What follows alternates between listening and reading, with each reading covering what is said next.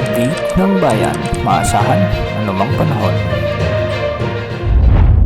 Magandang araw po sa ating lahat. Narito na ang pinakauling update sa Bagyong Ada at sa magiging lagay ng ating panahon. Mabagyong panahon o masungit na panahon pa rin ang inaasahan ngayong araw o gabi habang ang bagyong ito ay kumikilos ng pahilaga-hilagang kanluran sa coastal waters ng Catanduanes. Huling namataan ang sentro ng Bagyong Ada sa coastal waters ng Pandan, Catanduanes. Taglay pa rin ang lakas ng hangin na umaabot sa 85 km per hour malapit sa gitna at pagbugsong umaabot sa 105 km per hour. Sa kasalukuyan, kumikilos ito ng pahilaga-hilagang kanluran sa bilis na 10 km per hour. Kung mapapansin natin ay malawak pa rin ang mga makakapal na kaulapan na sakop ng bagyong ito na nagdadala ng mga pag-ulan sa malaking bahagi ng Bicol region. May lawak itong umaabot sa 440 km mula sa gitna at nakataas pa rin ang Tropical Cyclone Wind Signal number 2 sa silangang bahagi ng Camarines Norte, sa silangan at gitnang bahagi ng Camarines Sur, sa may Albay at Catanduanes. Signal number 1 naman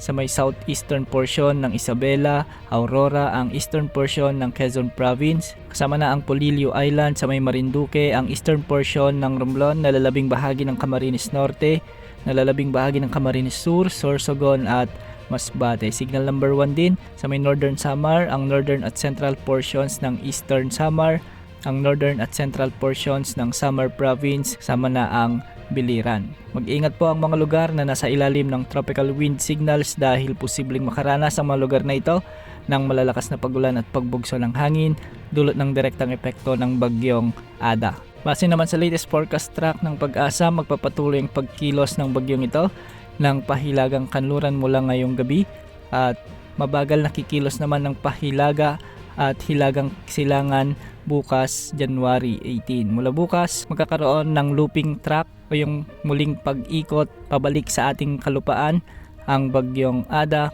kung saan posibleng maglandfall ito sa bahagi ng Catanduanes. Mapapanatili ng bagyong ito ang kanyang kategoryang tropical storm, ngunit hindi rin inaalis ang posibilidad na lumakas pa ito bilang severe tropical storm ayon sa Pag-asa.